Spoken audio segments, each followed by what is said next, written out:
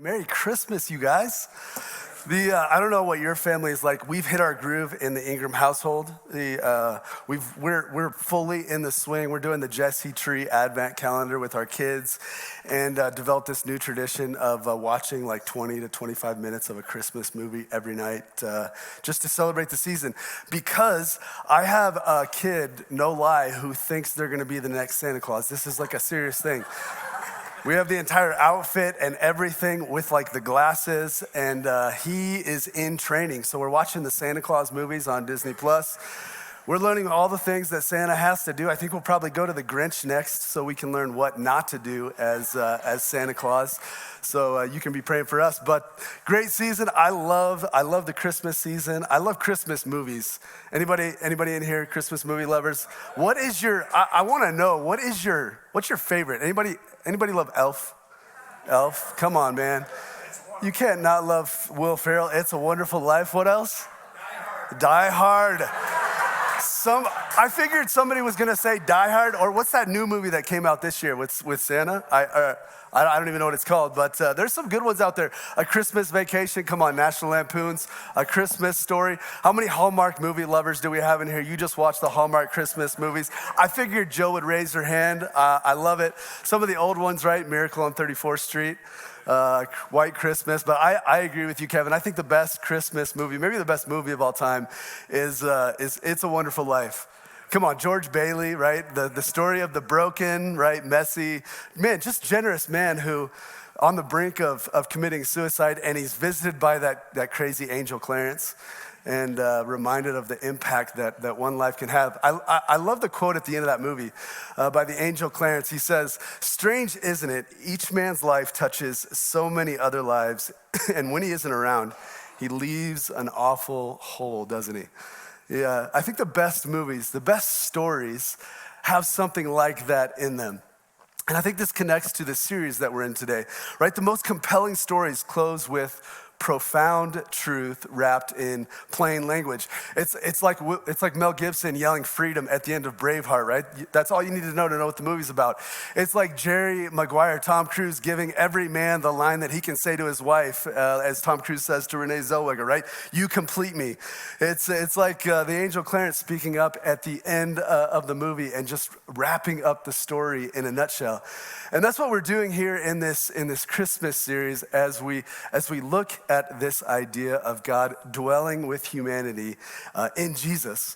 We're looking at the final book in the gospel, the final account of Jesus' life that's written for us. I'm so glad that we have 4 different accounts, right? Matthew, Mark, Luke, and John, that God gives us different perspectives on who Jesus is so that we can have a full picture.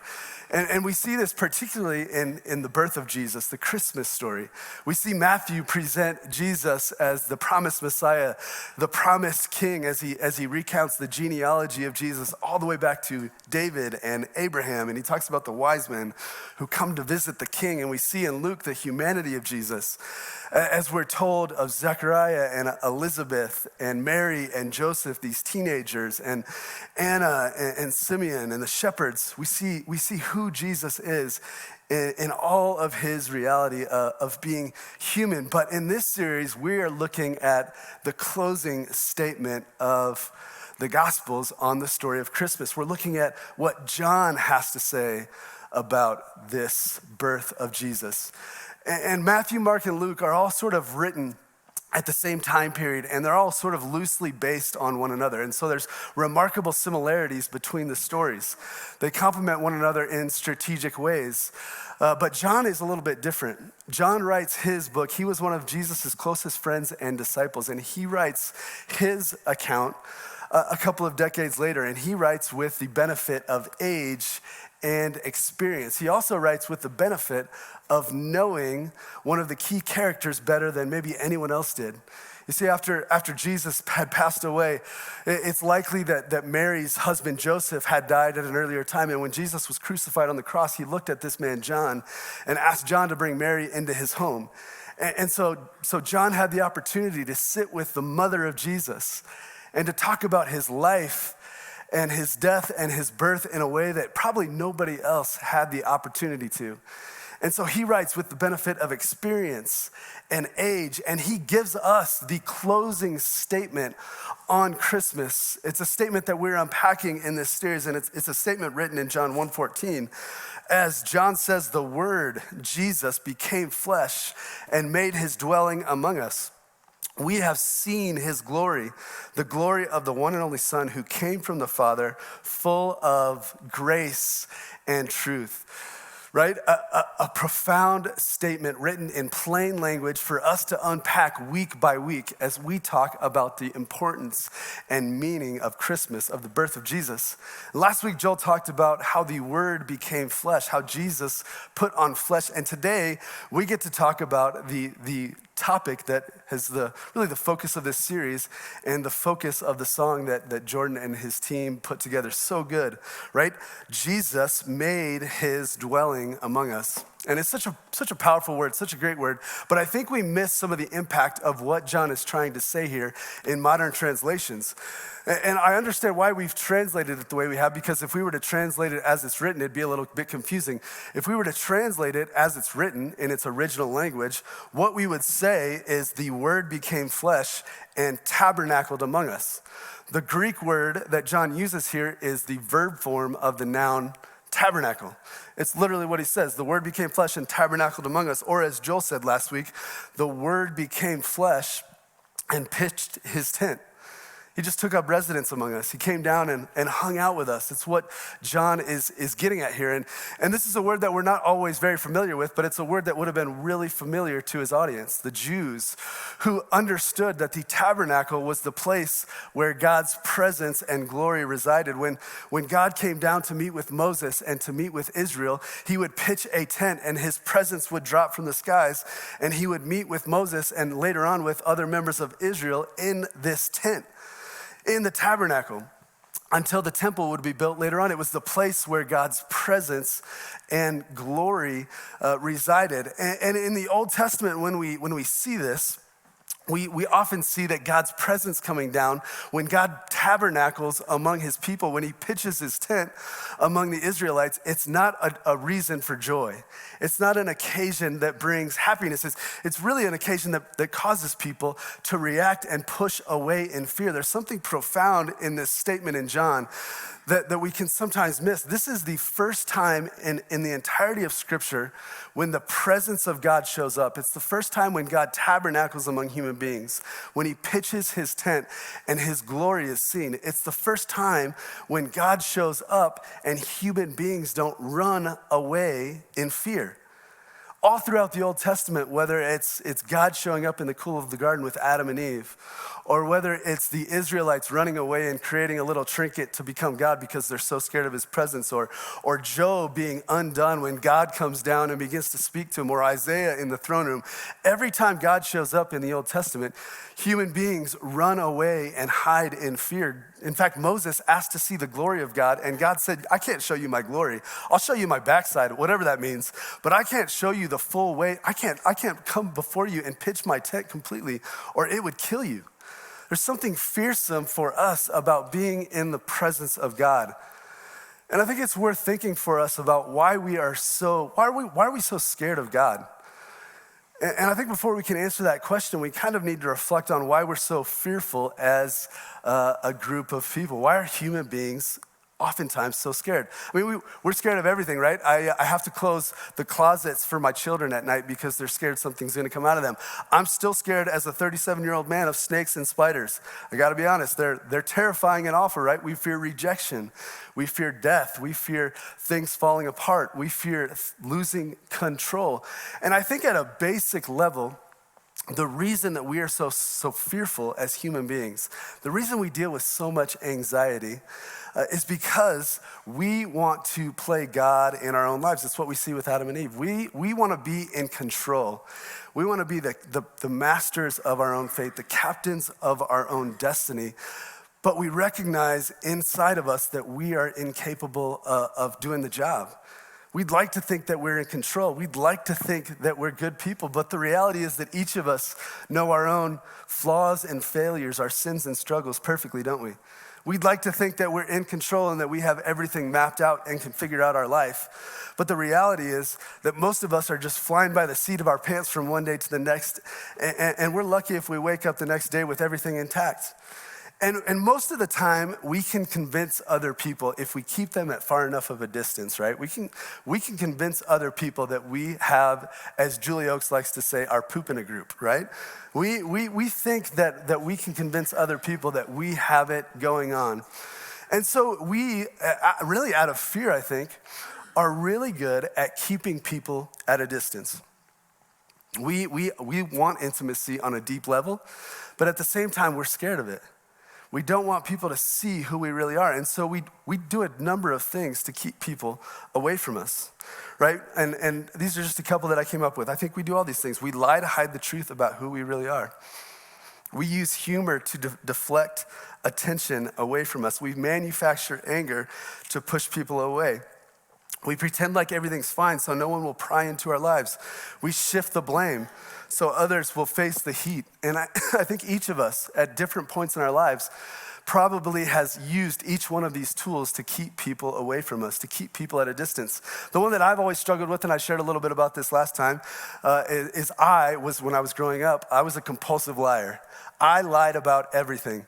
I lied to my wife about chewing tobacco when we were engaged. My mother-in-law is sitting here, so she now knows this if she didn't already. This is awesome. I once, and apparently I struggled with.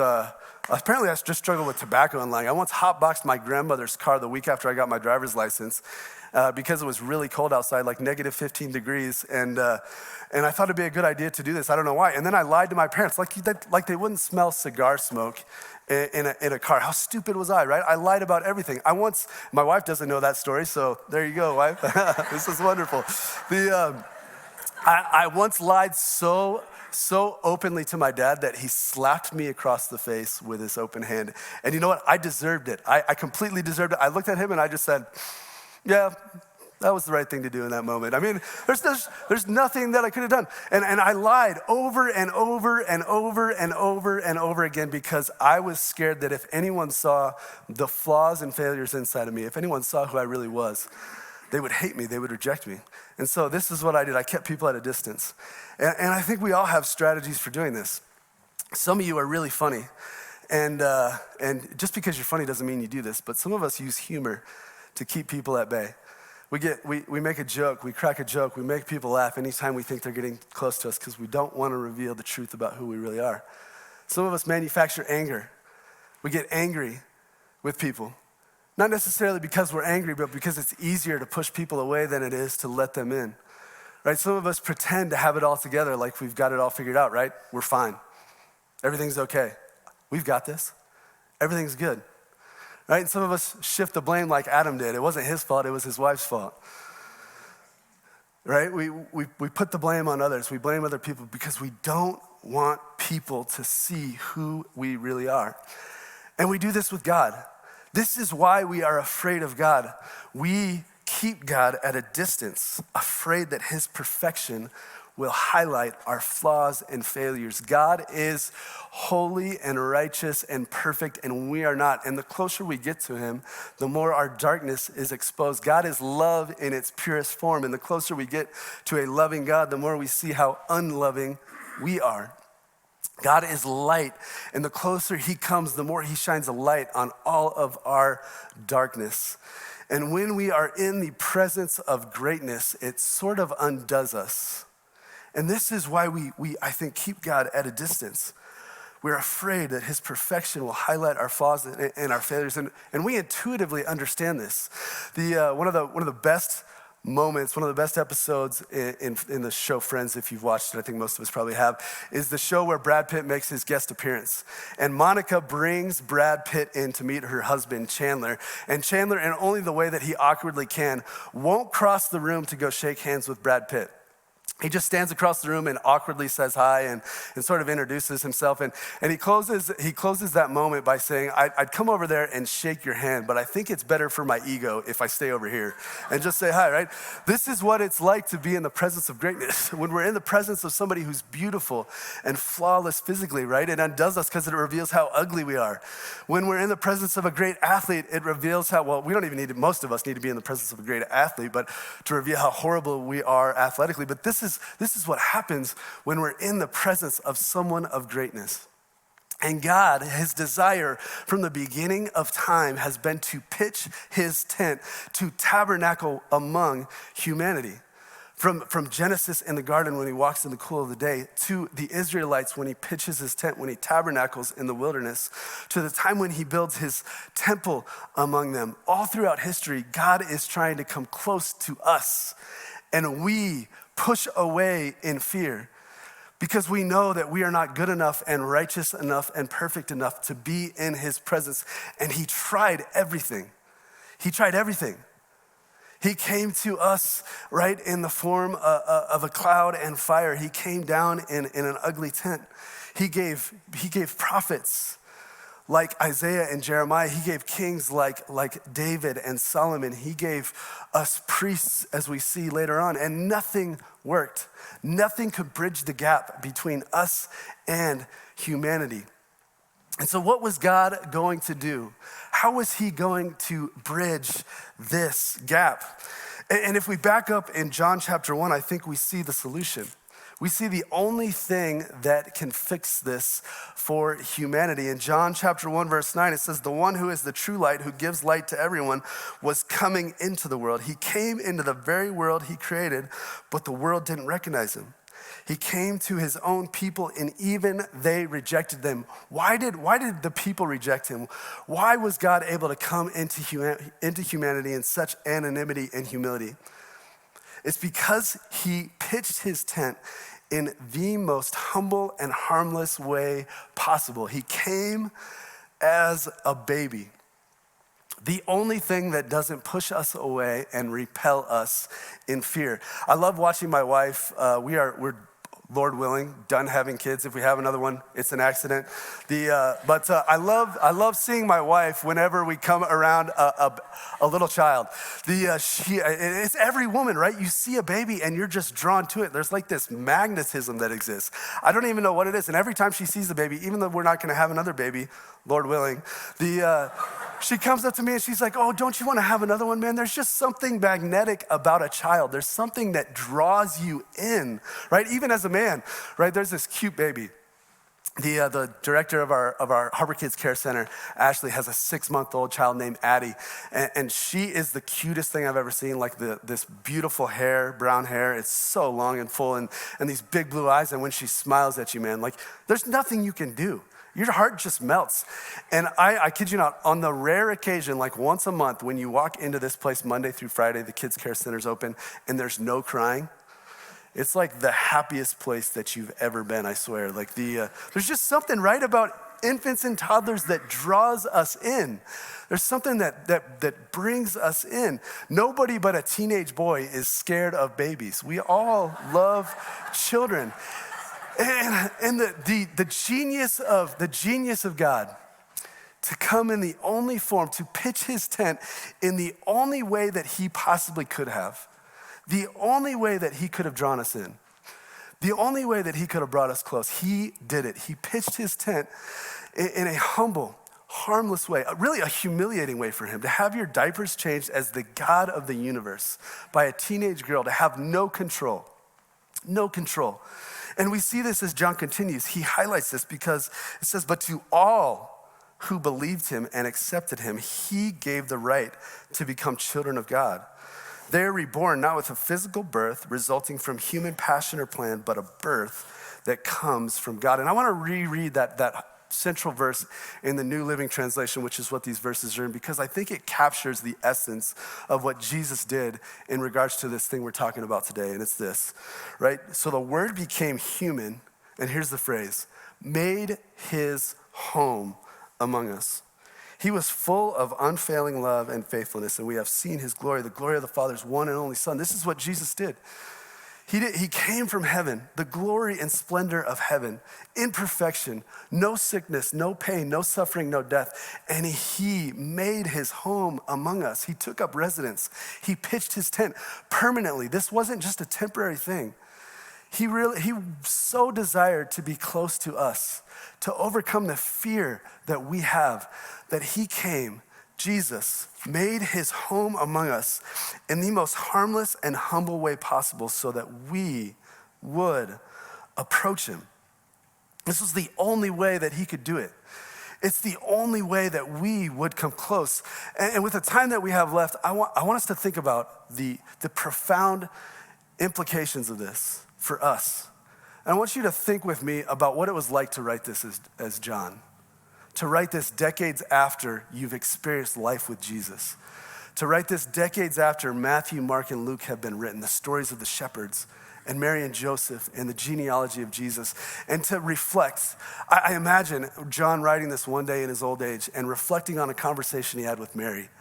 You know how moms get, right? On the day of their child's birth, they talk all about the birth story and everything that went into it, and then they tear up, right? And I can just imagine John having this conversation with Mary about the birth of Jesus, about Joseph and his family that he could trace all the way back to Joseph, about the wise men that visited, about the shepherds that came, about her husband who was with her through thick and thin, traveling across the country to have this birth. And as John, I think, recognized the wide variety of visitors, all the people that were involved in Jesus making his home with humanity, he could say words like Jesus came and no one recognized who he was. But all who received him, he gave the right to become children of God. Jesus made his home among us. But he made his home with individuals, and he made his home with people whose society marginalizes. And I want us to think through the profound implications of this. First of all, Jesus made his home among the dysfunctional and the discounted at his birth. When we read the first words of the New Testament, we read a genealogy. We read about the faithfulness of God. This genealogies reveal both history and legacy, and they reveal God's faithfulness. And we see how God has been faithful from the moment Scripture started to preserve the line that he wants to use to redeem humanity. And in that group of people, right, in the home that Jesus made, the family that he joined are some really awful people. And some people that you wouldn't expect. This is a male lineage. It traces the men from Abraham all the way to Joseph. And what's interesting is right in the middle of this, as it talks about some men, you have some women named. Salmon, it says in verse 5, was the father of Boaz, whose mother was Rahab. Boaz was the father of Obed, whose mother was Ruth. Obed was the father of Jesse. Jesse was the father of King David. David was the father of Solomon, whose mother was Bathsheba, the widow of Uriah. In this story about God preserving his plans from Abraham to Joseph, you have these three women mentioned. You have Rahab, a prostitute. You have Ruth, an immigrant.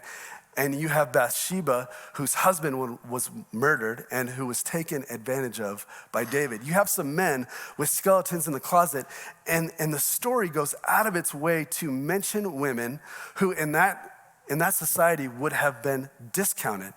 See, Jesus made his home among the dysfunctional. He intentionally chose to join a family to make his home with men and women whose society would have looked down upon. He joined a family that was broken. He joined a family that didn't have it all together. He made his home among the dysfunctional and the discounted. He made his home among the faithful outsider and the religious skeptic. It's so interesting in Luke that the first person that finds out the news about Jesus is a man named Zechariah, who's a priest, but who also doubts God, a religious skeptic. It's interesting that some of the first people to meet Jesus aren't the king, Herod, or the religious leaders. They discounted him. They wanted him dead. It's wise men, faithful outsiders, people from another country who weren't part of the original plan that come and meet Jesus. And I think oftentimes if you look at churches, it's hardest to be these people. It's hard to be someone who's discounted from a group that isn't often looked at as someone who's valuable. It's hard to be an outsider in a church, isn't it? Sometimes it's hard to be a religious skeptic, to believe in Jesus, but to wrestle with doubts in a church. And these are the people that Jesus comes home to. In fact, these are the people that Jesus makes a point to interact with and to include in his story. Jesus made his home, right, among the overwhelmed teenagers and the barren women. We read the story of Elizabeth, who'd given up on having children and eventually gave birth to John the Baptist, Mary's cousin. Right? We read the story of a woman named Anna, who was never able to have kids, widowed at an early age, and who blessed Jesus. We read about Mary and Joseph, who's, because of the way Jesus was born, were probably dogged by allegations of infidelity or impropriety for their life. Right? Jesus made his home with the people that society overlooked. Jesus made his home, lastly, among the overlooked and the outcast, right? Who does the message of good news come to, the good news of great joy? It comes to shepherds. Shepherds had at one time been a valuable profession. We see King David was a shepherd, but by this time they were mercenaries. These guys were keeping watch over the flock at night. Not a fun job. They were essentially paid mercenaries who would watch flocks for a price, and they weren't the reputable people of society. They weren't allowed to give testimony in court. They were considered unclean because they couldn't participate in some of the cultic ceremonies that occurred around the temple, and so they were looked down upon. They were overlooked. They were the outcasts of society, and God makes a point to include them. In fact, they're the first group of people to come and meet Jesus. This is the group, the dysfunctional group that Jesus makes his home among. And we see as the angel appears to the shepherds that they're just terrified, as we talked about today. Terrified because the glory of God, the presence of God has come near. But the angel reassured them in Luke chapter 2, don't be afraid. I bring you good news that will bring great joy to all people. The Savior, yes, the Messiah, the Lord, has been born today in Bethlehem, the city of David, and you will recognize him by this sign. You'll find a baby wrapped snugly in strips of cloth, lying in a manger. Jesus making his home with us in the most dirty, humble, humiliating, harmless way possible. You see, Jesus made his home, not with the perfect, not just with us, but he made his home with flawed failures who have faith in him. He didn't come for the perfect. He didn't come for the righteous. He came for those who would recognize their need for a Savior. And as the band comes up, I think that there's something here for us to wrestle with. Again, the profound implications of this, my hope as we come into the close of this message and as we come into Christmas season. You know, that so often it becomes about, right, the 8-pound baby Jesus. Jill shared this last week. We have a tendency to minimize Christmas. It becomes about the 8-pound baby Jesus. It becomes about the cultural war over Merry Christmas or Happy Holidays.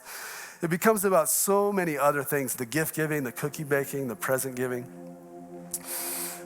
But I hope that as we look at this story and this, right, profound truth written in plain language of John 1:14, that we'll recognize something. That Jesus didn't just make his home with flawed failures who have faith in him. Jesus made his home with me. And Jesus made his home with you. This is personal. This is personal. This story is for us. He came so that I would approach him. He came so that you would approach him. You know, throughout the book of John, John says what I've always thought was the most annoying thing. He refers to himself in the third person. I just don't like people who refer to themselves in the third person. Like, this is obnoxious. Why do people do this, right? Like, Ryan's feeling hungry. No, Ryan's not feeling hungry. That's just like stupid. I don't know why we talk this way. But John always refers to himself in the third person. He says, the one whom Jesus loves. That's what he calls himself. And I think John pondered this message of Christmas until it became personal for him.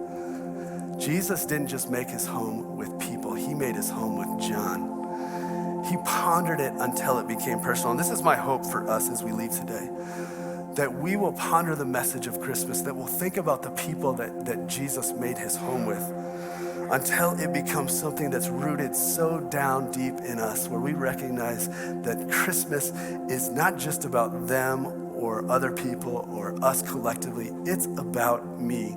Jesus wanted an intimate relationship with me. And I think when it becomes personal, like it did for Mary, like it did for John, we're ready to go pass his peace onto others. That's my hope for us today as we close, is that we will ponder this message of Jesus making his home with us until it becomes personal, and that we'll go and pass his peace and joy onto someone else. You know, one of the things that I've done in Christmas messages before is, and I think it has value, is I think there's no other time than Christmas when people are open to coming to church, right? We have a Christmas Eve service in a couple of weeks, and I hope you'll invite people to that. But the life change that happens for each of us is when someone makes their home with us, right? When we see someone who doesn't have family at Christmas, and we invite them to join us for Christmas Eve dinner or Christmas lunch. When we see someone who's grieving because Christmas is not an easy time for them, and we go out of our way, right, to pass the peace and joy of Jesus on, to remind them that they're seen and known and loved. When we care for neighbors who don't have anyone to travel to or to go with for Christmas. There's a lot of people that Christmas is not a joyful time. And I think this is where profound life change happens. When we make our home with people. It's how my life changed, and this is my closing story.